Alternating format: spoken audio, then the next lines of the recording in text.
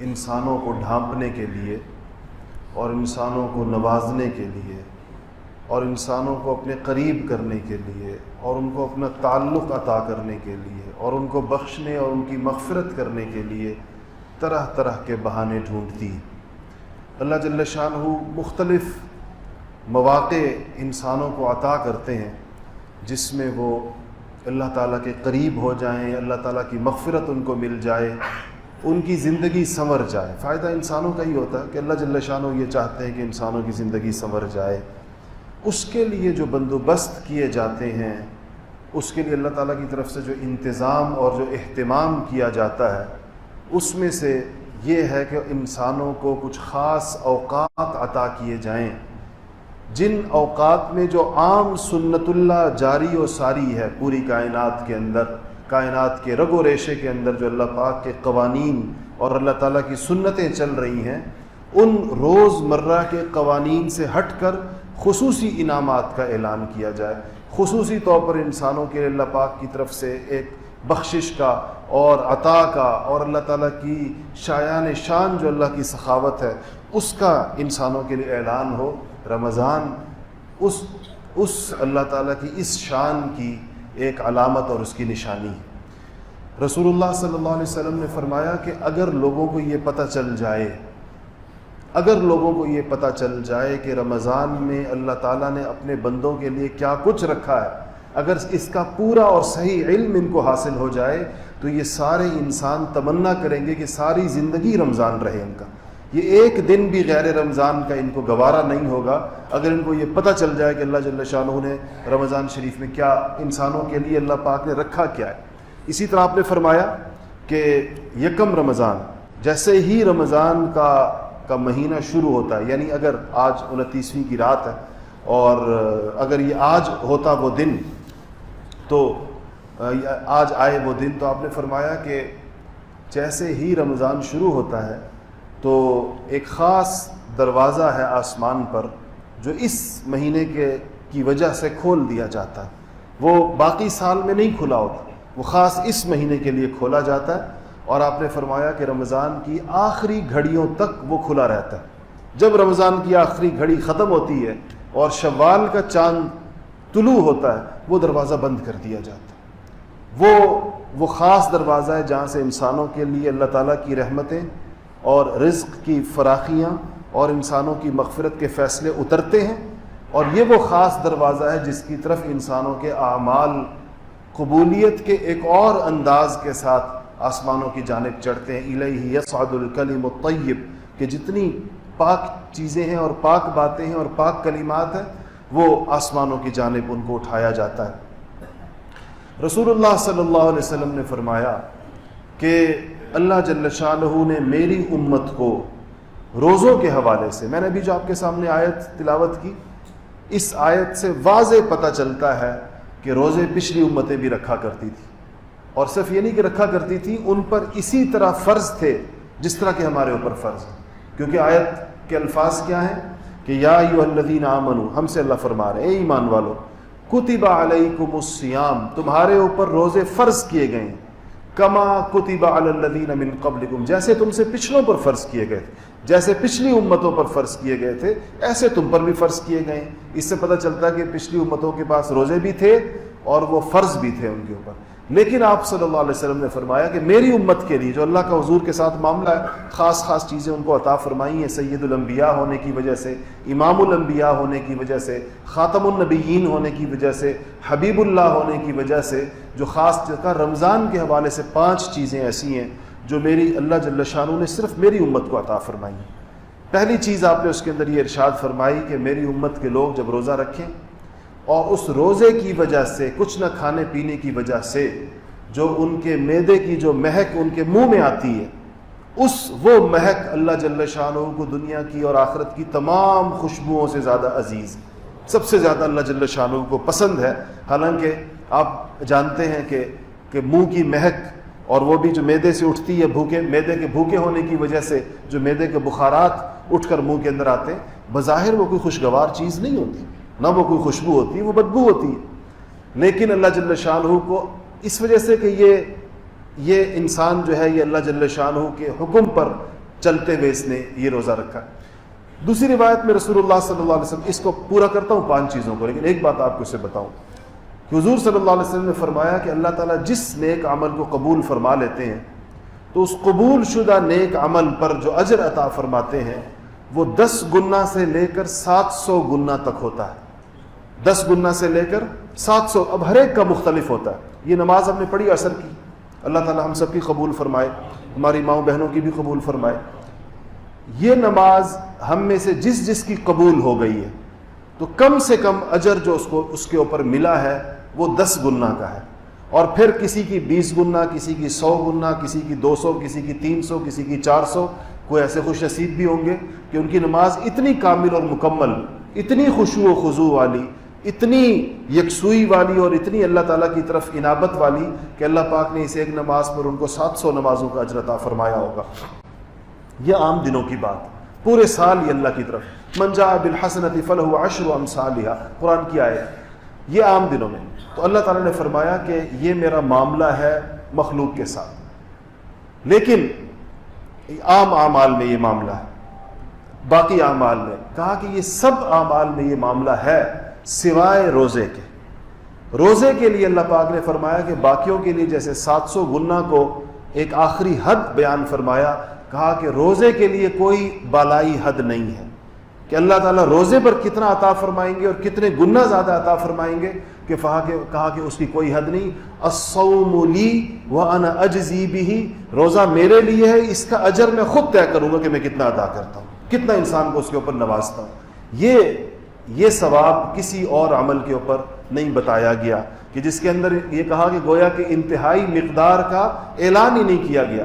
گویا ہمیں یہ کہا گیا ہے کہ انتہائی مقدار اتنی سمجھ لو جتنی اللہ کے شائن شان ہے، جتنی اللہ تعالیٰ کی ذات اونچی ہے، جتنی اللہ کی ذات سخی ہے، جتنی اللہ دینے والا ہے، تو انتہائی اجر اس کی طرف سے اس قسم کا اس کے اوپر عطا ہوگا. تو ایک چیز حضور صلی اللہ علیہ وسلم نے فرمائی کہ میری امت کو یہ روزے کے اندر یہ دیا گیا کہ ان کے معدے سے اٹھنے والی مہک جب منہ سے آتی ہے تو اللہ تعالیٰ کو تمام خوشبوؤں سے زیادہ عزیز ہے. دوسری بات ارشاد فرمائی کہ میری امت کے روزے داروں کے لیے مچھلیاں، دریا اور سمندر کی مچھلیاں پانی کے اندر دعائیں کرتی ہیں. تیسری بات ارشاد فرمائی کہ میری امت کے روزے داروں کے لیے روزانہ جنت سجائی جاتی ہے. بعض روایات میں تھا کہ جنت کو خوشبوؤں کی دھونی دی جاتی ہے کہ اس کا مطلب یہ نہیں کہ اس بندے نے کوئی اپنے وقت سے پہلے اس میں جانا ہوتا ہے، لیکن جس طرح کسی بہت معزز مہمان کے لیے، آپ کے گھر کے اندر کوئی بہت معزز مہمان آ رہا ہو تو آپ اس کی تیاری کرتے ہیں، گیسٹ روم کو سیٹ کرتے ہیں اور اس کے لیے باقی گھر کو سجایا سنوارا جاتا ہے. جہاں اس کا قیام ہوتا ہے وہاں اس کے آرام اور راحت کی تمام چیزوں کو مہیا کیا جاتا ہے. تو اللہ فرماتے ہیں اسی طرح اس روزے دار کے لیے جنت کو آراستہ و پیراستہ کیا جاتا ہے، جنت سجائی جاتی ہے. چوتھی چیز آپ نے یہ ارشاد فرمائی کہ یہ میری امت کے لیے ہے کہ سرکش شیاطین کو قید کر دیا جاتا ہے. اللہ تعالیٰ وہ جو شیطان کو مہلت اللہ نے قیامت تک کے لیے دی ہے کہ وہ اس کے اندر انسانوں کے تک اس کو ایک دسترس دی ہے، ایک ایکسس دیا ہے اس کو انسانوں تک، وہ دسترس اللہ پاک اس کی محدود فرما دیتے ہیں رمضان شریف کے اندر، تاکہ انسانوں کو اللہ تعالیٰ کی طرف چلنے، اللہ تعالیٰ کے قریب ہونے اور اللہ کا قرب حاصل کرنے میں کوئی رکاوٹ اور کوئی مشکل نہ ہو. علماء نے اس پہ بڑی بحث کی ہے کہ جب سرکش شیطان قید ہو جاتے ہیں تو پھر لوگوں سے رمضان میں گناہ کیوں ہوتے ہیں؟ لوگ رمضان میں تو پھر بھی گناہ کرتے ہیں اور ہوتے ہیں لوگوں سے. تو جب شیطان نہیں ہے تو اس کے مختلف جوابات ہیں، بہت سارے اس کی تفصیل بیان کی گئی، جن میں سے ایک یہ کہا گیا ہے کہ سرکش شیاطین قید ہوں گے. تو شیطانوں کے اندر بھی سرکشی کے درجات ہیں. بعض علماء نے یہ لکھا ہے کہ جو چھوٹی قسم کے شیطان ہیں جن کے اوپر سرکش کا اطلاق نہیں ہوتا، شیطان کی ذریت اور اس کی اولاد اور اس کے اندر مزید اس کی آگے وہ ہے، ان میں سے کچھ قسمیں ایسی ہیں جو آزاد ہوتی ہیں. ہر شیطان قید نہیں ہوتا، بعض نے یہ فرمایا. اور بعض علماء نے یہ لکھا ہے کہ شیطان تو سارے قید ہوتے ہیں، اب جو گناہ انسان کرتا ہے وہ اپنے نفس کی وجہ سے کرتا ہے، کہ چونکہ اس کے نفس نے شیطان کا اس قدر اثر قبول کر لیا کہ اب شیطان نہ بھی ہو تو اس کا نفس اس کو گمراہی کے رستوں پر، گناہوں کی طرف اور لہویات کی طرف لے کر جاتا ہے. اب جو کچھ یہ کرتا ہے وہ اپنی عادات کی وجہ سے اور اپنے نفس کی وجہ سے کرتا ہے. تو چوتھی بات یہ ارشاد فرمائی کہ اللہ جل شانہ جو ہے وہ اس میں شیطان کو قید کرتے ہیں تاکہ انسان کو نیکی کرنے کے اندر آسانی ہو۔ پانچویں بات یہ ارشاد فرمائی کہ اللہ جل شانہ رمضان المبارک کی آخری رات کے اندر، جب رمضان پورا گزر جاتا ہے، اس کی جب آخری رات آتی ہے تو اس میں اللہ پاک اپنی مخلوقات میں سے بے شمار لوگوں کی مغفرت کے فیصلے فرماتے ہیں، جن کے بارے میں طے ہو جاتا ہے کہ ان کی مغفرت ہوگی۔ اللہ مجھے اور آپ کو بھی ان خوش نصیبوں میں شامل فرما دے۔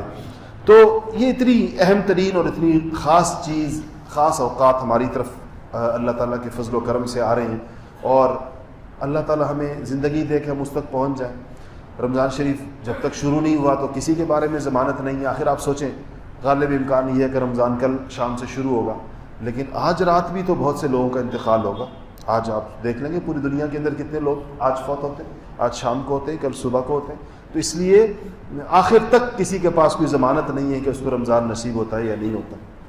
یہ جو مجلس آج کی رکھی گئی ہے، یہ اس خیال سے رکھی گئی کہ ہمارے ہاں الحمدللہ یہاں پر جمعے کی نماز کے اندر بھی، پھر ہمارے ہفتے اور اتوار کے جو ویکنڈ کورسز ہیں اس کے اندر بھی اس موضوع کے اوپر ان 3 دنوں میں، گزشتہ جمعے اور کل ہفتے کے دن اور آج اتوار کے دن، تفصیل کے ساتھ اس کے اوپر گفتگو ہوئی اور بار بار ہوئی، اور ہم نے کچھ عملی مشقیں بھی کرائیں اپنے ساتھیوں کو، کچھ چیزیں لکھوائیں۔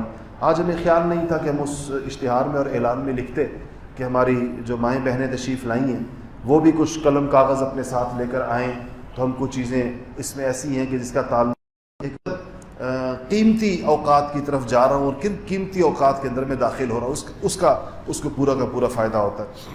تو خیر کچھ چیزیں اس کے حوالے سے میں آخر کے اندر بتاؤں گا۔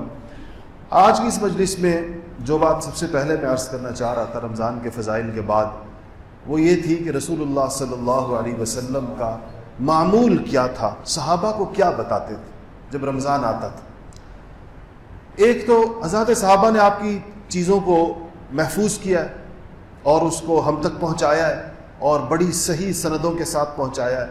صحابہ فرماتے ہیں کہ جب آخری جمعہ آتا تھا شعبان کا، جیسے پرسوں جو جمعہ تھا، تو آپ صلی اللہ علیہ وسلم اس یا جمعہ ضروری نہیں ہے، شعبان کے آخری دنوں کے اندر آپ ممبر کے اوپر تشریف فرما ہوئے، اور آپ نے صحابہ سے کہا کہ اب چونکہ رمضان کی آمد تھی تو آپ نے کہا کہ 1 مہینہ تمہارے اوپر آنے والا ہے، اور یہ رحمت کا مہینہ ہے، اللہ تعالیٰ کے خصوصی فضل، اس مہینے کے فضائل میں کچھ گفتگو فرمائی، اور فرمایا کہ اس مہینے میں اللہ تعالیٰ نوافل کے ثواب کو فرض تک پہنچا دیتا ہے۔ آپ کو پتہ ہے کہ عام حالات میں آپ اگر اللہ تعالیٰ نے آپ کو 50 سال کی زندگی دی ہے تو آپ کے 50 سال کی نفل نمازیں آپ کے فرض نمازوں کی 1 رکعت کا بدلہ نہیں ہو سکتی۔ یہ تو آپ کو پتہ، آپ نے یہ حدیث بہت سنی ہوگی کہ رسول اللہ صلی اللہ علیہ وسلم نے فرمایا کہ اگر کسی سے رمضان کا 1 روزہ رہ گیا اور یہ ساری عمر روزے رکھتا رہے تو اس کو نہیں پہنچ سکتا، یہ اس کے ثواب کو نہیں پہنچ سکتا، پوری عمر نفلی روزے رکھتا رہے۔ ٹھیک ہے، 1 روزے کے بدلے میں جو قضا روزہ 1 رکھے گا، قانون کے درجے میں قضا ہو جائے گی، 1 روزے کی قضا 1 ہی روزہ ہے، لیکن ثواب اور اجر اور فضیلت کے اعتبار سے آپ نے فرمایا کہ یہ ساری عمر بھی روزے رکھے روزانہ، تب بھی وہ جو 1 فرض روزہ اس سے قضا ہوا ہے اس کا بدل نہیں ہو سکتا، اس کے ثواب کو یہ نہیں پہنچ سکتا۔ فرض میں اور نفل میں اتنا فرق ہوتا ہے، اتنا زیادہ فرق ہوتا ہے۔ تو جن چیزوں کو اللہ نے فرض قرار دیا ہے ان کے اجر کو بھی اللہ جل شانہ نے پھر غیر معمولی رکھا ہے، لیکن آپ نے فرمایا کہ اس مہینے میں اللہ تعالیٰ نوافل کے اجر کو فرض کے برابر کر دیتے ہیں۔ عام دنوں میں جو فرض کا اجر ہے، ان دنوں کے اندر نفل کا اجر بھی اتنا اللہ پاک عطا فرما دیں گے۔ اور کہا کہ پھر ظاہر ہے جب نفل فرض تک ہو گیا تو سوال پیدا ہوتا ہے کہ فرض کا کیا ہوگا، تو فرمایا اور فرض کے اجر کو اللہ پاک 70 گنا مزید بڑھا دیتے ہیں۔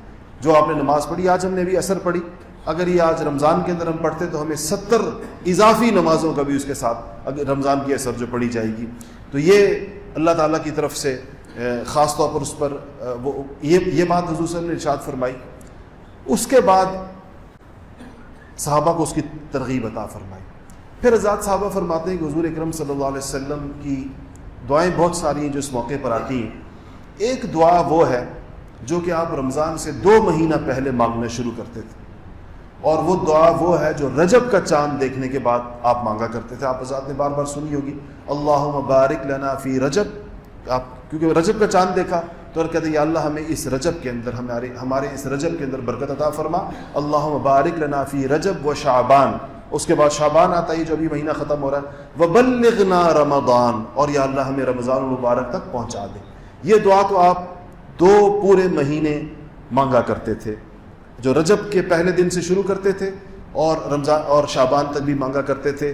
اور جب رمضان شروع ہوتا تھا تو آپ ایک دعا مانگتے تھے جو صحابہ نے فرمایا کہ ہمیں رسول اللہ صلی اللہ علیہ وسلم نے یہ دعا سکھائی. باقاعدہ سکھانے کا مطلب ہے کہ آپ پڑھتے تھے، حضور پڑھتے تھے اور پھر صحابہ پڑھتے تھے، پھر حضور پڑھتے تھے، صحابہ پڑھتے تھے، اس طرح ان کو یاد کروائی یہ والی دعا.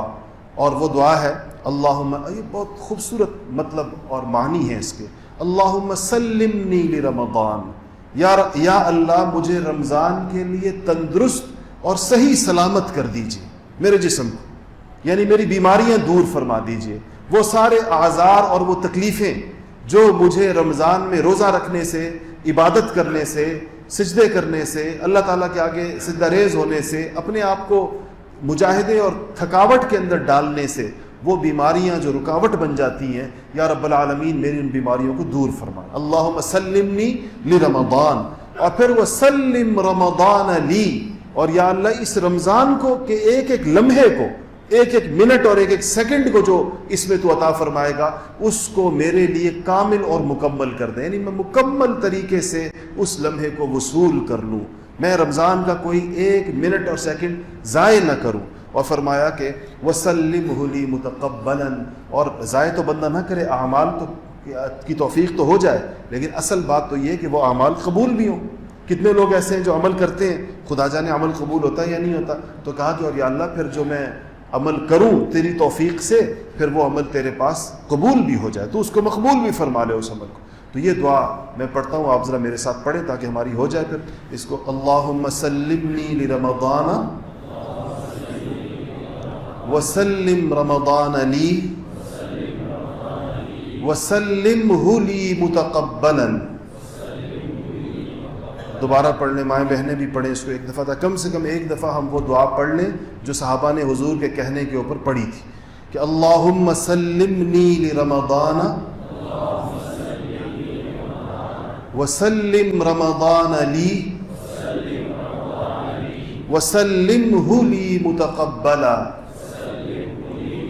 الحمدللہ یہ دعا ہے جس کو یوں سمجھے کہ انسان رمضان سے پہلے اور رمضان کی آمد کے، ویسے اس کو آپ ویسے بھی یاد کر لیں، اور جب رمضان شروع ہو تو خاص طور پر اس پہ پڑھیں.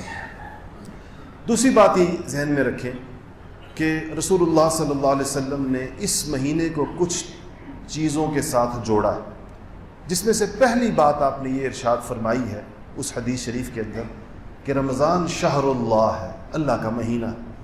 شہر مہینے کو کہتے ہیں، اللہ کا مہینہ ہے. تو یہ جو باقی مہینے ہیں 11، یہ بھی تو اللہ کے ہی مہینے ہیں، سارے سال اللہ نے بنایا، ہر مہینہ اللہ کا ہے.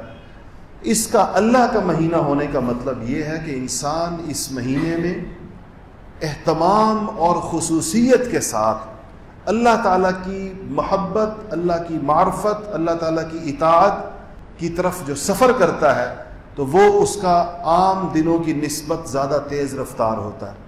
یہ اس مہینے کو اللہ کی طرف ایک خاص خصوصیت حاصل ہو، جیسا کہ ساری مساجد اللہ کا گھر ہے، ہر مسجد، لیکن بیت اللہ جو اللہ تعالیٰ کا اس کو ایک خاص خصوصیت حاصل ہے اللہ تعالیٰ کی طرف سے. ایسے ہی اس مہینے کو ایک خاص خصوصیت حاصل ہے. تو انسان یہ سوچ کر کہ یہ خاص اللہ کا مہینہ شروع ہو رہا ہے، اپنے نظام الاوقات کو ترتیب دے، اپنی چیزوں کو. آج ہماری جو گفتگو کا مقصد تھا وہ یہی ہے کہ ہم اس پر، اس نظام الاوقات پر، اس ٹائم ٹیبل کے اوپر بات کریں جو ہمیں رمضان المبارک کے لیے بنانا ہے. دوسری چیز آپ نے یہ فرمائی کہ وَهُوَ شَهْرُ الصَّبْرِ، یہ صبر کا مہینہ ہے. صبر اتنا وسیع مفہوم ہے، اگر آپ نے صبر کی حقیقت کو واقعتاً سمجھنا ہے تو وہ کتاب ہے ایمانی صفات کے نام سے، ہمارے حضرت نے لکھی ہے 2 جلدوں کے اندر. اس کے اندر جو صبر کا باب ہے، کبھی اس کو آپ پڑھیں تاکہ ہمیں پتہ چلے. ہم اپنی زبان میں صبر بڑی محدود سی چیز کو کہتے ہیں. ہم کہتے ہیں کسی کو غصہ آ رہا تھا، اسے کنٹرول کر لیا، ہم اس کو صبر کہتے ہیں، اور یہی ہمارے یہاں صبر کا صرف مفہوم ہے. صبر بڑے وسیع معنی کے اندر ہے. تو اس مہینے میں ہمیں جس چیز کو خاص طور پر پیش نظر رکھنا ہے اور ایک دوسرے کو یاد دلانا ہے. دیکھیں حدیث شریف کے اندر آتا ہے کہ اگر کوئی بندہ کسی کے ساتھ جھگڑا کرے رمضان میں تو وہ اس سے کہے کہ انی صائم، اسے کیا کہ میں کیا ہوں، روزے سے ہوں، مطلب یہ کہ میں جھگڑا نہیں۔ ایسے ہی دوسرے انسان کو گھر کے اندر ہو جاتی ہے، اونچ نیچ ہو جاتی ہے، کوئی بات ہو جاتی ہے، اگر کوئی ایک فرد میاں بیوی میں سے کوئی ایک بھی غصے میں آئے یا کوئی غصے کا اظہار کرے تو دوسرے کو چاہیے کہ نرمی کے ساتھ اس کو یاد دلائے کہ یہ کون سا، یہ کیا ہے، روزہ ہے اور یہ رمضان ہے اور یہ صبر کا مہینہ ہے۔ اگر ہم نے اس کے اندر صبر کی مشق نہ کی تو اس کے بعد ہمیں اس سے زیادہ موافق صورتحال کوئی اور نہیں ملے گی صبر کرنے کے لیے۔ تو صبر گھر کے اندر، رویوں کے اندر بھی صبر کرنا ہے، آپس کے تعلقات کے اندر بھی صبر کرنا ہے، اور ساسوں نے بہوؤں کے ساتھ بھی صبر کرنا ہے اور بہوؤں نے ساسوں کے ساتھ بھی صبر کرنا ہے، اور نندوں نے دیورانیوں کے ساتھ بھی اور دیورانیوں نے جٹھانیوں کے ساتھ بھی، آپس کے رشتوں کے اندر صبر، آپس کے رشتوں کے اندر جو ایک دوسرے کے دلوں کے اپنے ایک دوسرے کے دلوں کے اندر جو کبیدگی ہوتی ہے اس کو رمضان کے آنے سے پہلے صاف کر لینا چاہیے۔ کسی سے کوئی کہا سنا جس کا اثر دل کے اوپر ہے اور اس کی وجہ سے ایک کینے کا تاثر محسوس ہوتا ہے دل کے اندر، اور اس کی کوئی بدخواہی سی دل کے اندر محسوس ہوتی ہے، ان چیزوں سے اپنے دل کو رمضان المبارک کے آنے سے پہلے صاف کر لینا چاہیے۔ حدیث شریف میں آتا ہے کہ جو بعض مبارک راتوں کے بارے میں، جیسے رمضان کے آخری عشرے میں، کہ سارے گناہ گار بخشے جائیں گے، ہر قسم کے گناہ گار بخشے۔ چند گناہ گاروں کے بارے میں آیا کہ ان کی مغفرت ان مبارک راتوں کے اندر بھی نہیں ہوتی۔ ایک روایت اس کے اندر یہ ہے کہ ان دو شخصوں کی نہیں ہوگی، ایک وہ جس نے شرک کا ارتکاب کیا، مشرک کی، شرک اتنی سخت ترین چیز ہے کہ شرک کا ارتکاب کرنے والے کی نہیں ہوگی، اور دوسری فرمایا کہ جس کے دل میں کسی دوسرے مسلمان کے لیے کینہ ہوگا، کوئی بغض ہوگا، کوئی عداوت ہوگی، اس کی بھی اللہ جل شانہ ان مبارک راتوں میں جب اللہ کی رحمت عام ہوگی اور سارے لوگ اس سے فائدہ اٹھا رہے ہوں گے، یہ محروم بیچارے اس سے فائدہ نہیں اٹھا پائیں گے۔ اس لیے اپنے دلوں کو صاف کرنا چاہیے۔ تیسری چیز کہی گئی ہے کہ یہ خیر خواہی کا مہینہ ہے۔ یہ چیزیں آپ کے پہلے ذہن میں رہیں، پھر اس کی طرف آئیں گی۔ اور وہ کیا مطلب خیر خواہی کا؟ کہ کسی دوسرے تک انسان کی خیر پہنچے، دوسرے تک انسان کی خیر پہنچے۔ ہماری مائیں بہنیں بڑی خوش قسمت ہیں، ان کی خیر تو پورے گھر کو پہنچتی ہے، سارا گھر ان کے بنائے ہوئے سحری کھا رہا ہوتا ہے، ان کی بنائی ہوئی افطاری کھا رہا ہوتا ہے، ان کے اور جو ان کے سارے گھر کا ایک نظام پورا۔ مرد جتنی بھی عبادت کر رہے ہوتے ہیں اس ساری عبادت میں خواتین گھر بیٹھی اس لیے شریک ہوتی ہیں کہ انہی کی بنائی ہوئی فضا اور ماحول کی وجہ سے مردوں کے لیے یہ ممکن ہوتا ہے کہ وہ کوئی عبادت کر سکے۔ دیکھیں عام گھروں کی میں بات کرتا ہوں کہ اگر مردوں کو اپنی گھر والوں سے، خواتین سے جو راحتیں پہنچتی ہیں، اگر وہ ان کے استری کیے ہوئے کپڑے، ان کے دھلوائے ہوئے کپڑے پہنتے ہیں تو ان کپڑوں میں جو عبادت بھی ہو رہی ہے اس خاتون کو اس کا ثواب مل رہا ہے، کیونکہ وہ ذریعہ بنی ہے اس کو۔ انہی کے کھلائے ہوئے کھانوں اور ان کے پکائی ہوئی سحریوں اور افطاریوں کے ذریعے سے انسان کا رمضان گزر رہا ہوتا ہے، تو مردوں کی ساری عبادت کے اندر ان کی شرکت ہو رہی ہوتی ہے۔ خدمت جو خواتین کر رہی ہوتی ہیں اس کا اللہ جل شانہ نے اس قدر اجر رکھا ہے رمضان میں، خاص ان کی خیر تو پہنچتی ہے اپنے گھر والوں کو کم سے کم، خواتین کی۔ مردوں کو سوچنا چاہیے کہ ہماری خیر کس کو پہنچے گی۔ ہم نے رمضان میں چونکہ خیر خواہی کا مہینہ فرمایا تو اس میں ہمیں اس بات پر خصوصیت کے ساتھ غور کرنا ہے کہ ہم نے کسی نہ کسی کو خیر ضرور پہنچانی ہے، اور روزانہ کی بنیاد پر۔ ہم انشاءاللہ آپ سب لوگوں تک تو مجھے نہیں سمجھ میں آیا کیسے پہنچائیں گے، لیکن اگر آپ کا تعلق البرہان کے ساتھیوں سے ہے تو ہم ایک پورا کیلنڈر بنا رہے ہیں جو ہماری خواتین البرہان میں پڑھتی ہیں اور وہ بھی تشریف لائیں گی، اور یہاں جو البرہان کے ساتھی آئے ہوئے ہیں جن کے ساتھ ہمارے فونوں کے رابطے، اس کی صورت باقی جو ذات دور سے آئے ہیں اس وقت میرے ذہن میں ان کے لیے کوئی صورت نہیں ہے، کہ ایک ہم نے ایک نظام الاوقات پورا انشاءاللہ مرتب کیا ہے، اس کی آخری مراحل اس کے وہ ہو رہے ہیں، جس میں آسانی کے ساتھ روز کرنے والے کاموں کی ایک پوری فہرست تیار کی جا رہی ہے کہ یہ کام کرنے ہیں، اور ان فضائل کے خیال کے ساتھ کرنے، فضائل کے دھیان کے ساتھ کرنے، فضائل کے استحضار کے ساتھ کرنے کہ یہ میں کر رہا ہوں۔ تو کیونکہ جب انسان کو فضیلت معلوم ہوتی ہے کسی کام کی، اس کام میں جو روح آتی ہے وہ ویسی کسی عمل کے اندر نہیں آ پاتی کہ انسان نے ویسی کر لی۔ جو فضیلت معلوم ہو جاتی ہے کہ اس پر اللہ جل شانہ یہ عطا فرماتے ہیں، پھر اس عمل میں جو انسان کا خشوع اور خضوع ہوتا ہے، اس کی جو اللہ کی طرف توجہ ہوتی ہے، جو اس کو اس سے جس طریقے کے ساتھ وہ کرتا ہے وہ اس کو اس کا بہت زیادہ فائدہ ہوتا ہے۔ تو ہم نے تیسری چیز یہ ہے کہ خیر خواہی کے لیے کی صورتیں سوچنی ہے۔ خیر خواہی کی صورتیں یہ ہو سکتی ہیں کہ آپ کسی کو افطاری کرائیں. خیر خواہی کی صورت یہ ہو سکتی ہے کہ آپ اس بات کا اہتمام کریں. میں نے آج بھی اپنے ساتھیوں سے کہا کہ رمضان شریف میں روز صدقے کا اہتمام کریں. روزانہ ہر روز صبح اٹھ کر چاہے 5 روپے ہوں, چاہے 10 روپے ہوں, چاہے 100 روپے ہوں, 2 روپے ہوں, 1 روپے ہوں, لیکن جب اللہ جل شانہ کے پاس آپ کے اعمال جائیں تو ان اعمال کے اندر مالی صدقے کا عنوان بھی ضرور ہو. اور آپ کو یہ اچھی طرح پتہ ہے کہ اللہ جل شانہ مقدار نہیں دیکھتے کہ کتنے تھے, یہ نہیں دیکھا جاتا, بلکہ کیا دیکھا جاتا ہے کہ اخلاص کتنا تھا اس کے اندر. اور یہ دیکھا جاتا ہے کہ یہ اس کے پاس موجود مال کے تناسب سے کتنا تھا, پرسنٹیج کیا بنتی ہے. اگر ایک مزدور کے پاس 100 روپے ہیں اور اس نے 1 روپے دیا ہے تو یہ 1 روپیہ اس کے مال کا 1% ہے. اور ایک بندے کے پاس 1 ارب روپے ہیں اور اس نے 1 لاکھ روپے دیا ہے, تب بھی یہ 1% نہیں بنتا, یہ 0.01% بنے گا, یعنی 1000واں حصہ جا کر یہ بنے گا.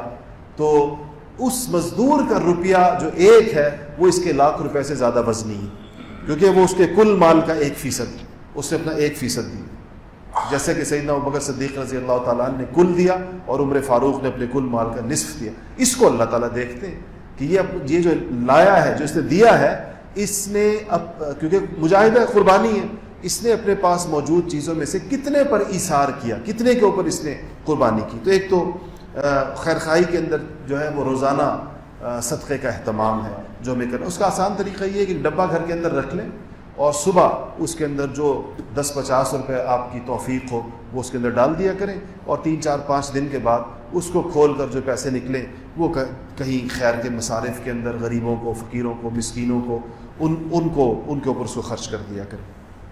اچھا جی, چوتھی بات اس میں یہ ہے کہ آپ نے وہ مشہور روایت سنی بھی ہوگی جس میں رسول اللہ صلی اللہ علیہ وسلم نے فرمایا کہ یہ جو مہینہ ہے اولہ رحمت, اس کا جو پہلا حصہ ہے, اولین حصہ یعنی پہلا عشرہ, پہلے 10 دن یہ رحمت کے دن ہیں, یعنی اللہ جل شانہ کی طرف سے رحمت کے فیصلے اترتے ہیں. وَأَوْسَطُهُ مغفرت, اور جو درمیان کا عشرہ ہے اس میں مغفرت کے, اور وَآخِرُهُ جو بالکل اس کا آخری حصہ ہے وہ عتق من النار, آگ سے خلاصی کے فیصلے اس کے اندر ہوتے ہیں. تو آسمان سے جیسے فیصلے اتر رہے ہوں, زمین سے انسان ویسی دعائیں کر رہا, کیونکہ یہ جیسی بارش برس رہی ہے ویسے ہی برتن لے کر بندہ اس کے حساب سے نیچے بیٹھا ہوا ہو تو بارش سے زیادہ مستفید ہو جاتا ہے. ایک بندے نے اگر بارش کے اندر چمچہ لے کر بیٹھا ہوا ہے تو ظاہر ہے چمچے میں 4 قطرے آ جاتے ہیں, اور ایک بندہ اگر بارش کے اندر تنگ منہ والی سراہی لے کر بیٹھا ہوا ہے تو اس کے اندر بھی چند قطرے آئیں گے, اور ایک آدمی اس طرح کھلے تھال لے کر بیٹھا ہوا ہے اسے بارش کا پانی زیادہ آئے گا. تو جب آسمان سے رحمت اور رحم کے فیصلے اتر رہے ہیں تو زمین سے جو آپ دعائیں کریں اس میں سب سے زیادہ اللہ پاک سے رحم اور رحمت کو طلب کریں. تو اس میں کیا ہے, میں نے جمعے میں بھی آپ کو بتایا تھا کہ ایک دعا ہے چھوٹی سی مختصر سی, رب اغفر وارحم وانت خیر الراحمین, رب اغفر وارحم وانت خیر, پڑھیں اس کو, رب اغفر وارحم وانت خیر الراحمین. سب کو یاد ہوگی انشاءاللہ. اس دعا کا اہتمام کریں پہلے عشرے میں بہت زیادہ. دوسری بات ہے کہ جو بھی دعا کریں اللہ تعالیٰ کو اس کے اسماء حسنہ کے ساتھ پکار کر دعائیں کی جاتی ہیں. یا رحمان, یا رحیم, یا حیو, یا قیوم, یا ذی الجلال والاکرام, یا اللہ, ان ناموں سے دعائیں کی جاتی ہیں. پہلے عشرے کے اندر جب آپ دعا کریں تو اس میں کثرت کے ساتھ کہیں یا ارحم الراحمین, یا ارحم الراحمین. ارحم کہتے ہیں سب سے زیادہ رحم کرنے والا, اور الراحمین کہتے ہیں رحم کرنے والوں میں سے, یعنی جو رحم کرنے والے ہیں ان میں بھی پھر سب سے زیادہ رحم کرنے والی ذات کو آپ پکار رہے ہیں. تو آپ اللہ تعالیٰ کو کس چیز کا واسطہ دے رہے ہیں؟ رحمت کا, رحم کا واسطہ دے رہے ہیں. تو اور اللہ کا عشرہ بھی رحمت کا, اس لیے اس میں آپ کی دعاؤں کی قبولیت کے امکانات بہت زیادہ بڑھ جاتے ہیں. دوسرا استمام اس بات ہے کرنا. اچھا جی, کچھ چیزیں میں نے آپ سے عرض کیا تھا کہ اس میں یہ بتائی جائیں گی کہ ہمیں کن چیزوں کا اہتمام کرنا ہے. سب سے پہلی بات یہ یاد رکھیے گا کہ یہ مہینہ شہر رمضان الذی, ابھی میں نے آپ کے سامنے پڑھی, انزل فیہ القرآن, رمضان اور قرآن, اس موضوع پر علماء نے مستقل کتابیں لکھی ہیں. رمضان کی قرآن کے ساتھ جو مناسبت ہے، اور اللہ جل شانہ نے جہاں پر بھی انبیاء علیہ الصلوۃ والسلام کی قوموں نے اللہ تعالیٰ سے کسی خصوصی انعام کا مطالبہ کیا ہے، جیسے کہ قوم عیسیٰ نے کہا تھا، عیسیٰ علیہ السلام کے حواریوں نے کہا تھا کہ آسمان سے دسترخوان اتروائیے جس کے اوپر نعمتیں چنی ہوئی ہوں، تیار دسترخوان کھانے پینے کے سامان سے لدے ہوئے خوان، یہ آپ اللہ سے کہیں کہ ہمارے لیے زمین پر اتاریں۔ مفسرین نے لکھا ہے کہ نبی نے مان لی تھی بات، انہوں نے کہا تھا میں کر لیتا ہوں یہ دعا تم لوگوں کے کہنے پر، تم لوگ ایسا کرو کہ اس دعا کو، تاکہ میری دعا اللہ قبول فرما لے، تم لوگ 30 روزے رکھو۔ تو اس ایکسٹرا آرڈنری فرمائش کو پورا کرنے کے لیے، جو کہ سنت اللہ نہیں ہے، اللہ تعالیٰ کا رزق دینے کا طریقہ یہ نہیں ہے کہ اللہ آسمان سے دسترخوان زمینوں پر اتارے گا اور اس پہ خوان چنے ہوئے ہوں گے اور نعمتیں رکھی ہوئی ہوں گی۔ اللہ پاک نے رزق دینے کا طریقہ اور بنایا ہے، اسے کہا تجارت کے ذریعے کماؤ، زمینداری کے ذریعے کماؤ، زمین کو بو، بیج بو، پانی دو، اس سے چیز اس کو کاٹو، پھر اس کو ہل چلاؤ، اور اس کے بعد یہ رزق کے طریقے ہیں جو اللہ نے کائنات میں، انہوں نے کہا نہیں ہمیں تیار چاہیے۔ یا موسیٰ علیہ السلام کی قوم نے موسیٰ علیہ السلام سے کہا تھا کہ ہمیں تورات لے کر آئیں ہمارے لیے اللہ تعالیٰ سے، تو وہاں پر بھی اللہ تعالیٰ نے فرمایا کہ روزے رکھیں۔ اس سے پتہ چلتا ہے کہ جب کوئی خاص نعمت آپ اللہ تعالیٰ سے مانگنا چاہتے ہیں، کوئی اہم اور غیر معمولی، تو عام سنت اللہ یہ ہے کہ اس سے پہلے روزے رکھوائے جاتے ہیں۔ اسی لیے جو مغفرت کے اصل فیصلے ہیں وہ رمضان المبارک کی آخری راتوں کے اندر جا کر ہوتا ہے، کہ وہ سنت اللہ پوری ہو گئی، انسانوں نے وہ قوائف پورے کر لیے جن قوائف کے بعد اللہ تعالیٰ کی طرف سے آسمانوں سے رحمتوں کے دہانے اور بخشش اور مغفرت کے دہانے کھول دیے جاتے ہیں۔ اس لیے رمضان کے ساتھ جو قرآن کی مناسبت کی بات ہے، یہ قرآن بھی چونکہ ایک آسمانی چیز ہے، اور اس کو جب انسان رمضان کے اندر پڑھتا ہے تو اس کی کیفیت اور اس کے اندر جو روحانی صفائی اور جو اس کے اندر اس کے نتائج اور ثمرات مرتب ہوتے ہیں وہ عام دنوں میں نہیں ہو سکتے۔ سب سے زیادہ قرآن کے ساتھ دل لگانا چاہیے رمضان میں تلاوت کے اعتبار سے، تلاوت کی کثرت۔ اور حضرت شیخ الحدیث مولانا زکریا صاحب رحمۃ اللہ علیہ نے اپنی بچیوں کے بارے میں، اپنے بیٹیوں کے بارے میں لکھا ہے کہ میری بچیاں گھر کے تمام کام کاج کے ساتھ، ان کے گھروں کا کام کاج ایسے نہیں تھا جیسے ہمارے گھروں میں ہوتا ہے، آپ کبھی ان کی آپ بیتی میں پڑھیں، ان کے ہاں اوسطاً عام دنوں میں روزانہ دونوں وقت مہمانوں کا تناسب 35 سے 40 کم سے کم اور 150 سے 250 تک پہنچ جایا کرتا تھا، اور کوئی ملازمہ گھر کے اندر نہیں تھی، گھر کی بیٹیوں نے ہی ان سارے مہمانوں کی تیاری کرنی ہوتی تھی۔ اور کہتے ہیں کہ میرے گھر میں بعض اوقات ایسے ایسے عجیب اللہ تعالیٰ کی طرف سے واقعات ہوتے تھے۔ میں چھوٹا سا واقعہ آپ کو سناؤں۔